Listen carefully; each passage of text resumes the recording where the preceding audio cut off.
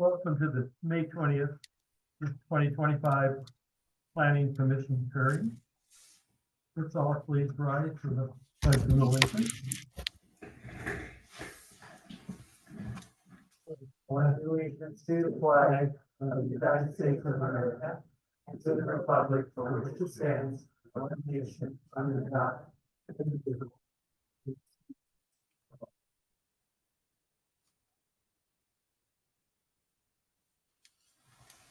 Please check your cell phones, make sure they're off, please. Announcement for the Zoom attendees. Those joining tonight's meeting via Zoom will automatically be muted upon entry, and you will need to identify your full name if not already attached. If you wish to speak, please click on the raise your hand button feature located in the reaction icon at the bottom of the screen. Reminder for us, all of us commissioners, make sure you speak in the microphone so everybody can hear you. March 18th, 2025, regular meeting minutes, I mean. Has anyone had a chance or everybody had a chance to read them? Motion? I move that we accept the minutes as presented. I'll second that. Commissioner Brock, Here. Commissioner Williams. Here. Commissioner Mock. Here. Commissioner Wilder. Here. Commissioner Traub. Here. Chair Banducci. Here. Something different. Something different, yes, it was a different word than yes. Legislative hearing. File number 24-S012, Clark Property Management LLC. Comprehensive plan amendment from low density residential to commercial community and high density residential, and a zone map change from R1 low density residential to C3 community commercial 3.04 plus acre portion, and an R3 multifamily residential 21.46 plus or minus acre portion.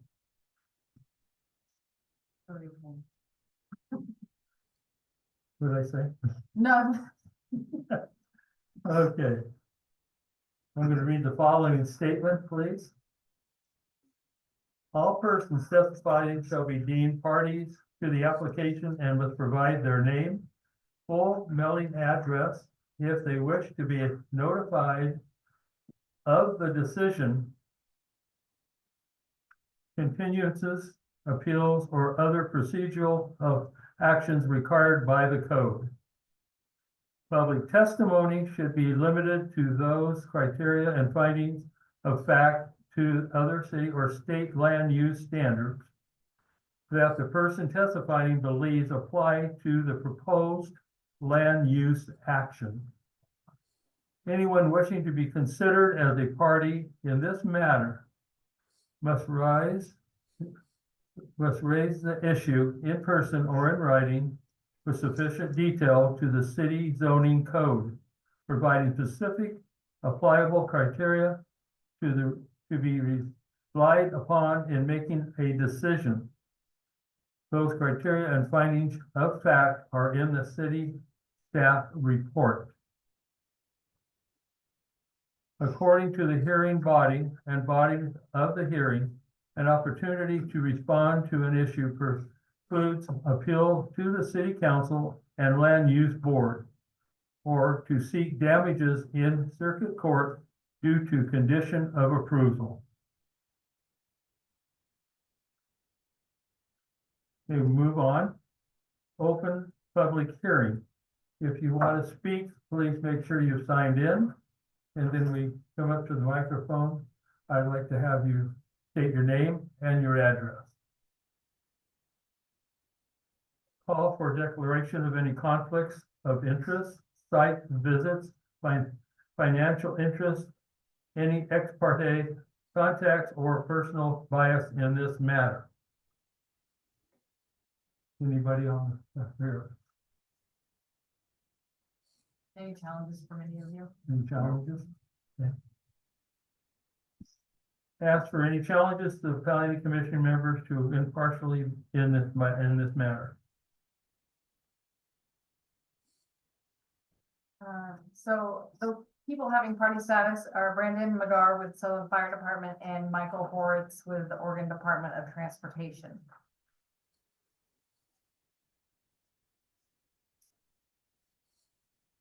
Call for applicant's report. So first I'll enter into the exhibit 11 staff exhibits for you guys to review if you'd like.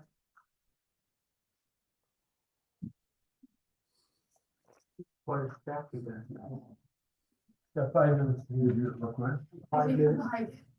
And why you guys are reviewing that, if you want to review it, I will enter the staff report and read it to you guys. So now it's my turn to Please. excite you.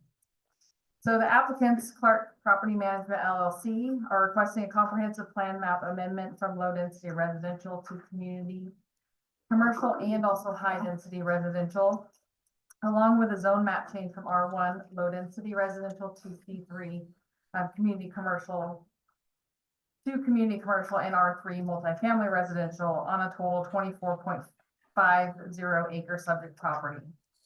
This staff report concerns a proposed plan amendment and zone change. Current law requires planning commission and city council approval of any amendment to the Sutherland comprehensive plan and zoning maps. The property owners request the plan amendment from the low density residential to community commercial and high density residential along with that zone map change. The commercial portion will be about a 3.04 acre parcel, while the multifamily will be the 21.46 acres, making up that 24.5 acres. The subject property proposed for the amendment is located on Fort McKay Road and is an area of mixed residential, commercial, and industrial zone properties.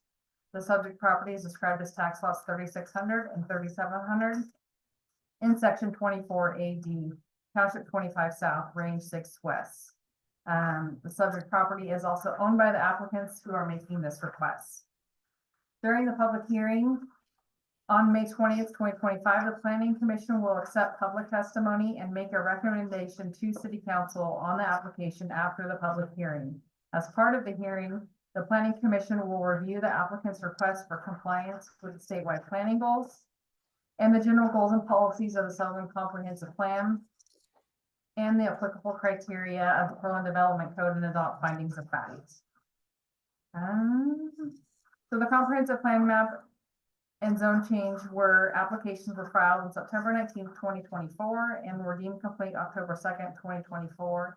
And as you guys are well aware, there's been several postponements of the public hearing due to the traffic impact analysis.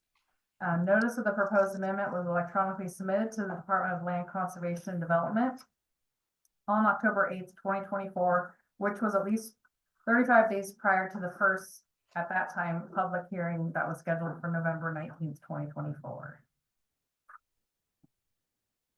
The plan and zone change was also sent, the notice of the public hearing was sent in accordance with sections 4.2.140.c and 4.2.150.d. Notice was sent to affected property owners of record within 100 feet of the subject property, service providers, and governmental agencies on October 25th, 2024. Then the notice of postponement was sent on November 19th, 2024. And again in February 25th, 2025. Brandon McGar, Sutherland Fire Department, responded to that along with Michael Horitz with the traffic impact analysis. ODOT does have some conditions that they have, we've added to the staff report. As you read through there was some traffic impacts that will eventually occur as development happens. So in reading the staff report, I'm not going to read the entire staff report to you, but it goes over the statewide planning goals along with the plan policies. And and then you get to the decision options. Based on the applicant's findings, the city staff reports, and testimony evidence provided during the public hearing, the planning commission can either move to one, close the public hearing, and after deliberating on the matter, pass a motion to recommend to the city council approval of the requested comprehensive plan map and zoning map amendments on the subject 24.50 acre property, subject to the following conditions. And those are the property owners, developers shall provide the city of Sutherland with a document outlining the proposed future development and proposed phases. Property owners, developers shall submit a traffic impact analysis for review and approval prior to development and subsequently prior to each phase of development. Upon approval of submitted TIA, identifying signal warrants have been met and ODOT deems the installation appropriate, ODOT staff will seek written approval from the state traffic engineer and notify the city of Sutherland. At that time, the city of Sutherland, property owners and or developers must enter into an agreement with ODOT for the design, funding, and construction of the temporary signal prior to issuance of building permits for the development phases which triggers the signal. Number 2, close the public hearing and after deliberating on the matter, pass a motion to recommend to the city council approval of the requested comprehensive plan map and zone map amendments, subject to modifications or additional conditions.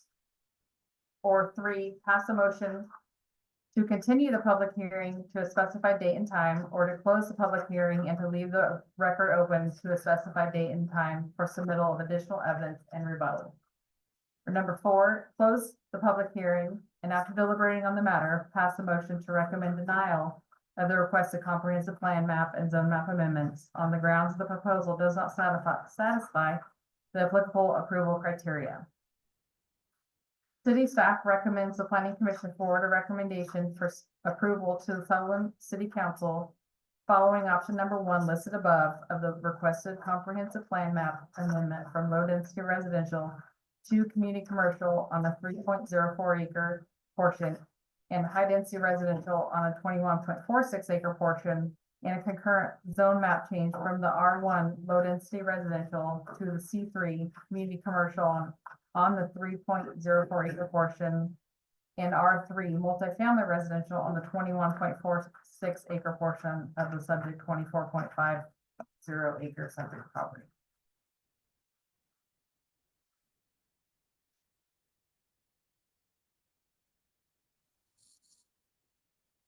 You mentioned signal. Is this a regular signal? It's gonna go in? Lights, whole works? And they're going to pay for that? It will be an agreement between ODOT, the city, and the developer. The city will work with them for any like reimbursement districts or utilizing system development charges that are collected during construction to put towards that. Where's that signal going to be located? So this is a signal at the interchange. So at the Park Hill exit 136. So this would be looking towards the signal. This was with the intent of a temporary signal until the interchange improvements are done. And so as the development moves forward, the plan amendment zone changes ODOT's teeth in the game in order to apply these conditions. So they would then have to do the continued traffic analysis, the way the conditions are written to then impose, if that traffic analysis triggers based on the number of trips generated, it would then require that temporary signal. It may be, I did a lot of reading on the computer, but one thing was the development of the property, what did they consider it? They're gonna do it in phases to finish, and then what is their finishing idea at the end? How many years or months, or anything? Right now, that's not part of the applicable criteria, so we don't know. So the subdivision phase, they will be required to spell out their phasing. So then that will help us identify, when through those traffic analysis, studies are done. And Mark Garrett is the applicant's representative, and he can probably speak a little bit to that as well.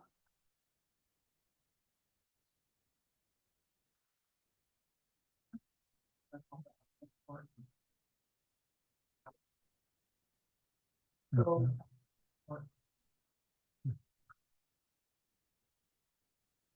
I'm sorry, The applicant's report. okay. So call for applicant's report. Receive testimony for those in favor. Oh, So, I'm sorry, Mark, can you hear us? I'm sorry. I can. Can you hear me fine? No. Good evening, Chair and members of the commission. My name is Mark Garrett, and my address is 12975 Tiller Trail Highway in Days Creek, Oregon. And I am the representative for Clark and Company. First of all, I'd like to say thank you to the staff. They've done a great job on working through all of the things that have come up along this journey. In particular, they showed exemplary perseverance in resolving the issues with ODOT, along with the traffic engineer, Kelly Sandow. And so very grateful for that. I plan to keep my comments brief. We've reviewed the staff report, and we concur with all of the conclusions. And we would ask that the commission follow the recommendation of the staff to forward a recommendation of approval with under number 1, and allow that to go ahead and proceed to the commission or to the city council. I'm happy to try and answer any questions that you might have. And so why don't we go ahead with that? If you have questions, I'm happy to try and address those. So I've heard a little bit about a traffic signal, and that's during construction phase, correct? Well, that will be determined by the subsequent traffic studies that are done after with each phase that have to be reviewed by ODOT and approved. The traffic engineer will determine if the warrant has been met and if improvements at any given phase are required. The applicants are amenable to carrying their share of the responsibility for improvements, and they've been working with staff to assure that there is some recovery of some of those funds if that improvement is necessary along the way. And so, yes, that would at some point go in, but we're not sure exactly when at this point. Okay, and that's just talking about a temporary signal. So eventually, once the project is complete and the impact of traffic is there and it would be more permanent, then consideration of a permanent signal would that apply? I think staff could speak to that because I think that's in your improvement program. Is that not right, Christy? Correct. So that's part of the interchange area management plan. So once the whole interchange is improved. And that's why it's just a temporary signal now. Right. Okay, thank you. How many phases you have in this project? At this point, I don't think they've determined the number of phases. There is in the staff report, if you've gone through that, you might refer to the back portion of that staff report. There is a conceptual layout of the subdivision and multifamily development there that you can look at. And that gives you kind of an idea of where they're headed. How that will actually break down will be determined by Mr. Clark and IE Engineering, who is doing the engineering and surveying on that. We don't have a specific proposal in place at this point. And so I think staff rightly pointed out earlier that will be in the next phase should you choose to recommend approval and the council follow through with an approval. Then that would move into the engineering phase, and those the phasing would be determined at that point. So when you start the first phase, is this temporary light supposed to go in at that point? I don't believe so. I think the first phase can begin. Well, once the first phase is identified, then there'll be a traffic study. And Christy, you can correct me if I misspeak here, but there will be a traffic study identifying what the impact is of that first phase of development. And the traffic engineer will evaluate whether or not that kicks in the need for improvements, or if that would be down in a subsequent phase that would come along later.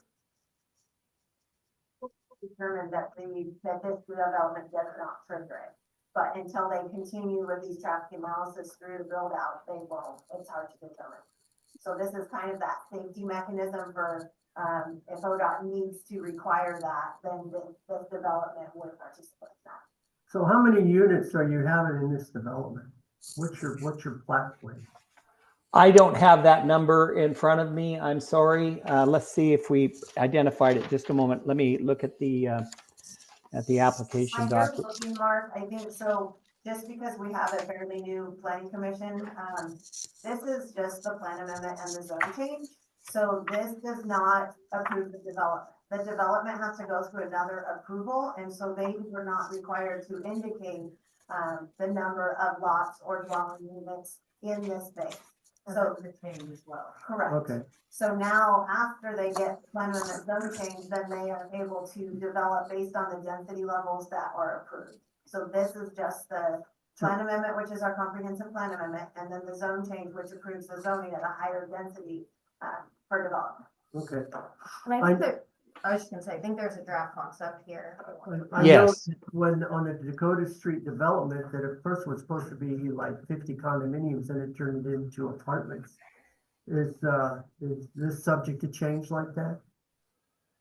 If the application submitted will have to have a specific proposal as far as number of units or number of lots, those kinds of things. Once that's been reviewed and approved in that fashion, if they were to propose a change, I would anticipate that would require a major amendment to the original approval, which would then be subject to new review.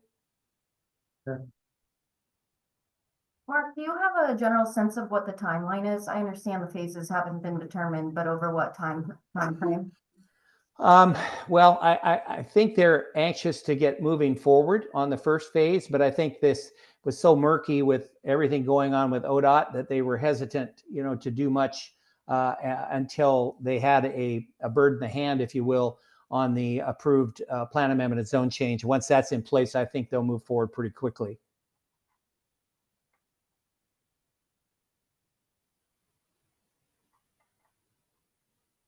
So are these gonna be the kind of, I'm probably jumping to the gun here, are these gonna be like the same type of complexes that you have on Dakota Street?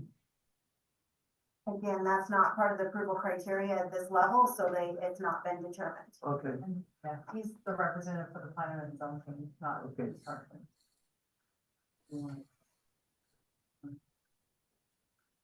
Oh, I was just gonna ask, understanding that this is just a zone change, can the city's infrastructure support an additional increase in volume, knowing that the zoning's gonna be higher density residential with some commercial?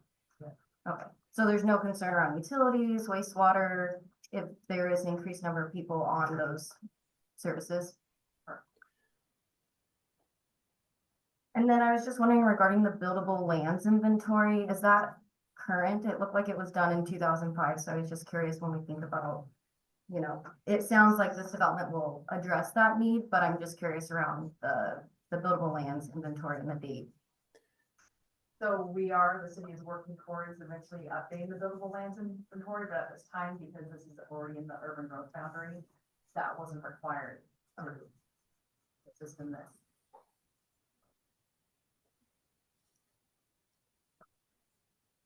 Is there any known opposition to this? No.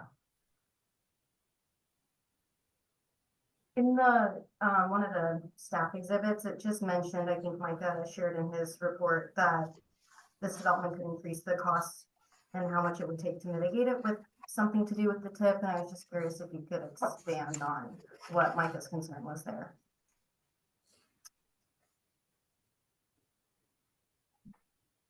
I'm sorry, Christy, if she was speaking to me, I didn't understand the question. Could you repeat that?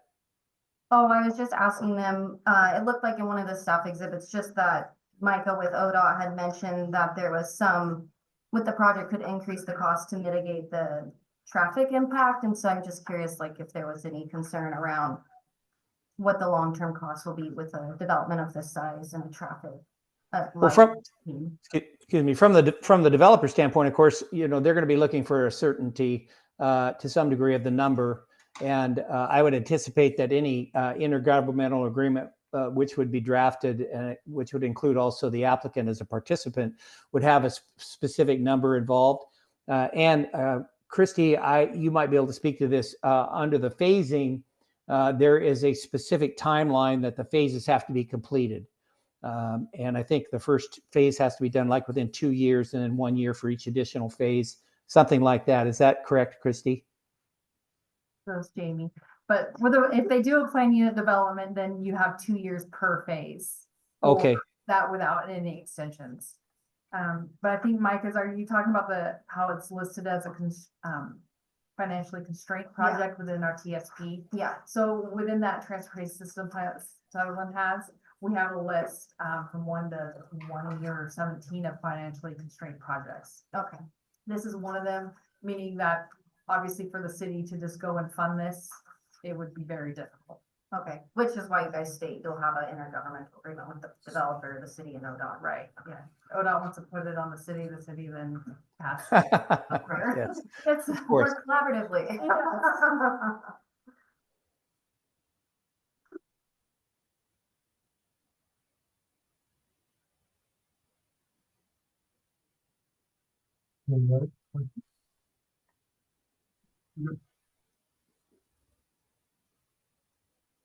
Do you have any other questions of me? No, any opposition? I was curious, when are you gonna start this, Mark? The project? Yeah. My anticipation is that they would begin engineering pretty much immediately and then move into the construction phase once they get the engineering completed for the project, lay out the phases, and then have Kelly do the analysis. So it would probably, I'm guessing, and this is just a guess, it would be late summer, early fall. But I don't know that for sure. And that's something that perhaps we could answer more definitively at the city council should you choose to recommend approval. So once you start the construction part, is that another permit process? We have another process before we even start. construction. Yeah. there's That's, gotta be the another- subdivision of the planned unit development is the next application that they will go through. So right now, we're just talking about zoning. 100%. That's it. Okay. Receive testimony from any testimony in the opposition?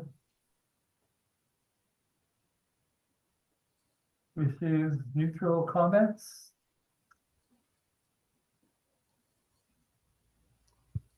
Applicant rebuttal? Hmm, Yeah, Comments in favor? I think it's great.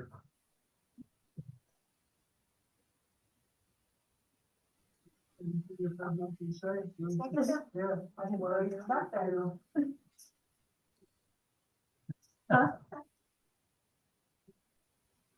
I mean, it sounds like this development is going to meet some of the city's needs when it comes to having increased housing and the predicted shortage that's gonna come and we're already kind of experiencing. So I think having increased market rate housing is beneficial meeting that.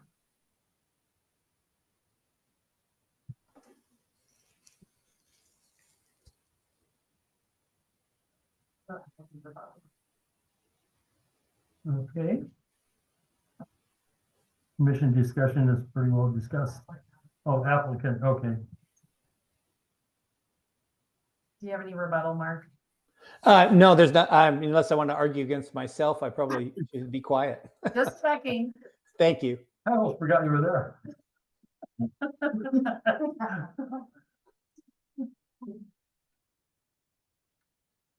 Continue or close the public hearing? Commission discussion? Well, we clearly identified that you closed the public portion. of the Yes, I have. Deliberation and motion? I make a motion that we move forward. And send it to council. That would be on your recommendation. Yeah, so you would want to. Oh, number one. Recommendation, option number 1 On with the conditions. Number one. I would recommend option number 1. Excellent. Second. So Commissioner Brock, Yes. Commissioner Williams, Yes. Commissioner Mock, Yes. Commissioner Wilder. Yes. Commissioner Shaw, Yes. Chair Banducci, sorry. Yes.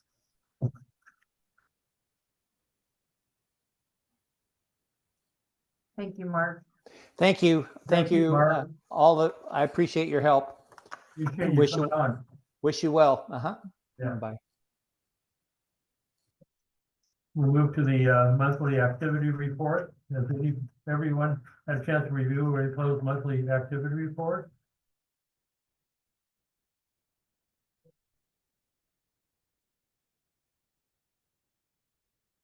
Directed Commissioner report. Does anyone have questions or staff regarding the monthly activity report?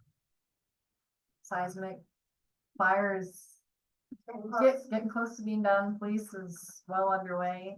The police station? Yeah, No, you do, the fire station's done. no, Oh, getting no. close. How about City Hall?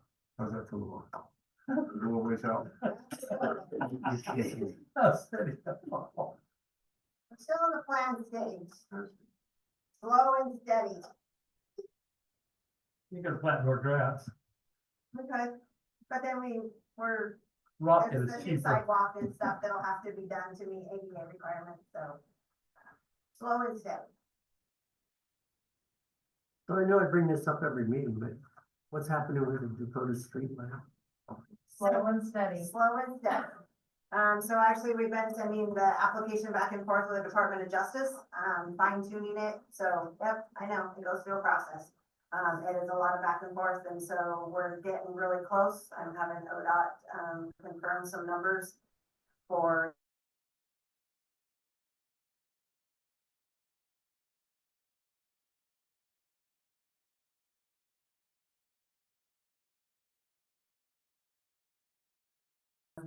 they'll start engineering it. So we're years out. I would say it'll be installed, I always give a 3 to 5 years, because you never know.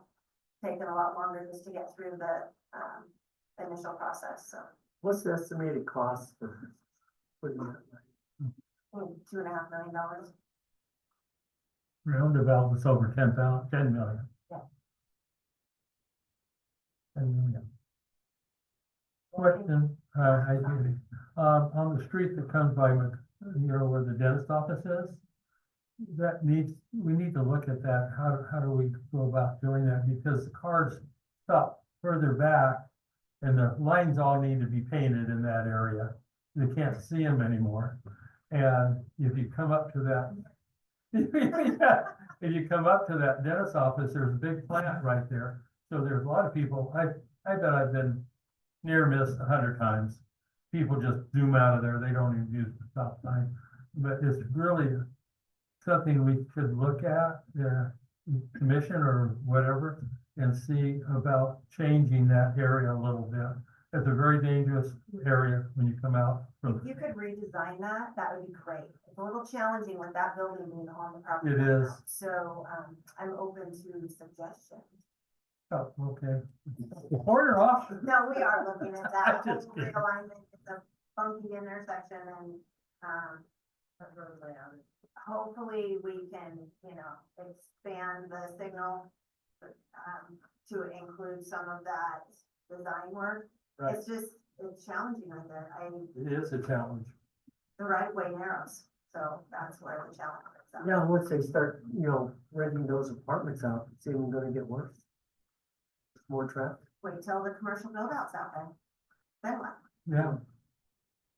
There's a lot of development potential out there that people don't realize. All around the buildings that are there it's all developable, Yeah. so. More to come. Or happen in place. Here comes another one. Are you out behind Tractor Supply? That is solid all the time, water. Is it considered wetland, any of that area off of the cliff coming out? There's some mitigated, there's a mitigated site, but it's a little bit more to the east, but it kind of comes off of that wet area.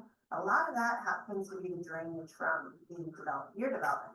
And with the drainage, basically, it's the stratus that exist in the land. And so the water that comes off in rains or anything like that is really not off the ponds at all. But ponds all go over the golf course. But that stratus, they've been doing that for years. It'll follow the stratus and come out different stages in that cliff. And the water is there all winter long. And most of it dries up, but there's still residue that goes, that's there. So I was just curious how much, what we call wetland could be there, if it even is designated as wetland. I don't know. There was some mitigated sites, so we'd have to look closer at that. Yeah. But it'll definitely, if it's developed, take some geotechnical work to solve that. Thank you. Don't look at that question or encourage it. Wetlands, Wet, no.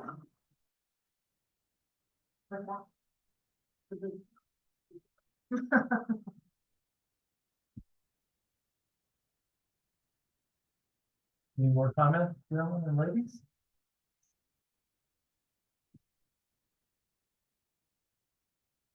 Got a smile somewhere. like, things happening, get new, traffic lights and, or when it started the LED power on the east side of town. Then there's the new flat lights. You put LED lights throughout town? Four hundred and fifty-nine of them, How many? 459. All they want to keep it on, about that is electric. Are they gonna get on board?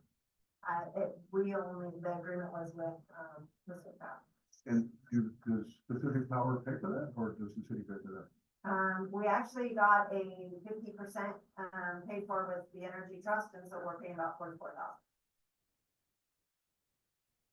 And then the savings, the ROI on that is, pretty quick because of the LED cost savings. Right. And if you have a church in town, they'll come in and service that church. If you follow the rules and regulations and fill out the application, PP&L will come in and change all the lights to LED. Yeah, in the building. So you want a copy of it? I'll get it.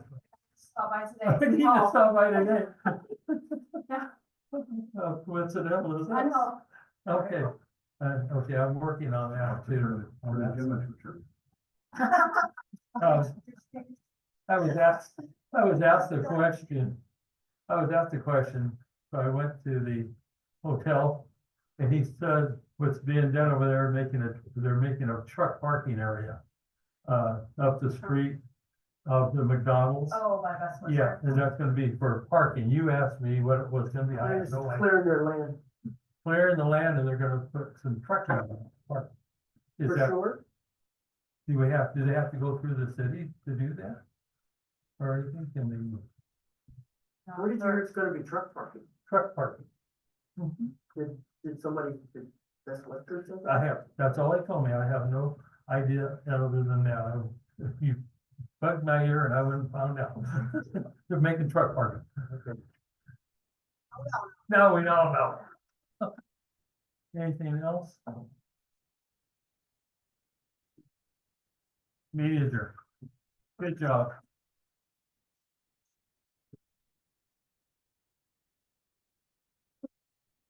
You have to call or?